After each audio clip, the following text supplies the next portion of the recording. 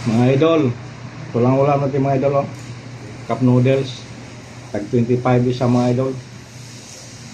Sabi lang mga idol, bakit daw nag cup noodles lang ako na may sahod naman ako. Oo nga, totoo yan, may sahod ako.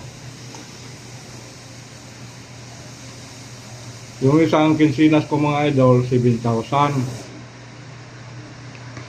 Bawasan yung mga idol sa tax, SSS, pag-ibig, PhilHealth, ano-ano pa yung iba dyan, mga insurance. 2,000 mga idol, 5,000 na lang mga idol. Bawasan ko yan sa pamasahe ko at saka kain-kain ko sa kinsinas mga idol ng 2,000.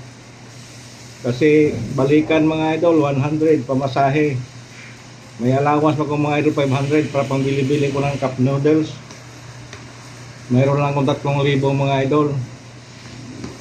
Yun ba ang hayahay mga idol? Kasapat ba yun sa pamilya mga idol? Buti mga idol yung nagbayad sa bahay ko ngayon, yung anak ko. Tubig, kuryente, internet. Yan mga idol. Kaya hirap pa rin yung buhay mga idol.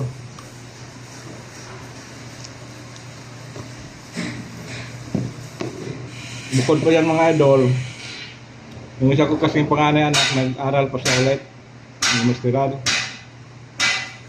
Yung asawa ko naman mga idol, papag-graduate ngayon, idok ang kinuha, idok-dok English. So kung makapasa siguro mga idol, swerte.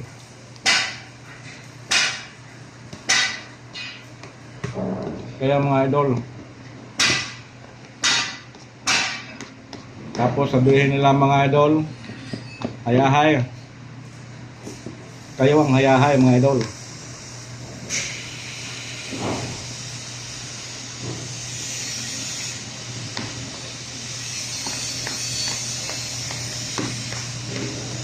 Bahay ko mga idol, 5,000. Kuryente ko mga idol, 10,000. 15,000 na. Tubig ko mga idol, kasi dalawa kami. Yung kapatid ng misis ko, minsan wala din. Ngayon nga, hindi pa kami nakabayad. Pinakamababa mga idol, 2,200. Wifi namin mga idol, 1,500. Pagkain pas bahay mga idol. Yan ang hayahay mga idol.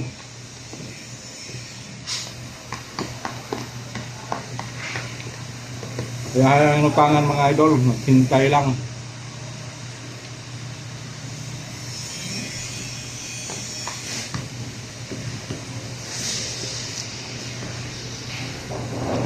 Yan mga idol, ang tutong buhay ko mga idol.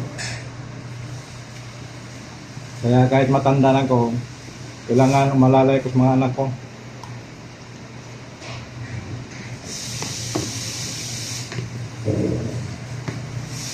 Kasi once ka mag-asawa na sila mga idol, ano kainin namin?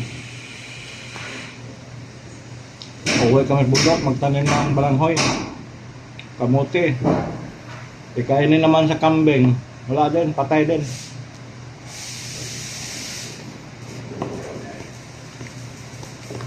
Yan mga idol.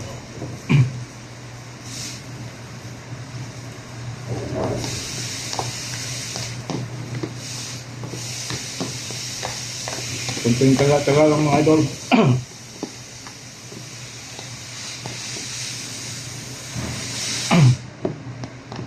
Kunting taga-taga para buhay.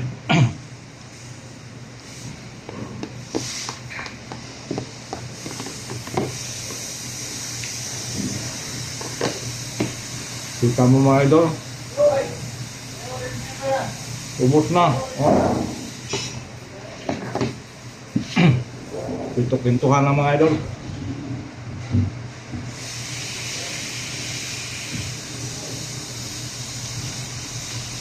Inuman kagad ng 1 litrong coke mga idol.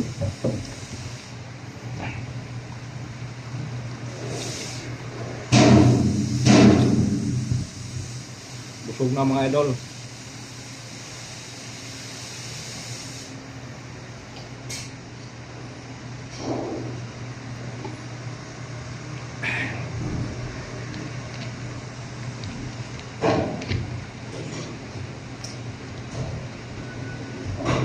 Thank you Lord, nabusog na ko sa grasyang binigay mo sa akin.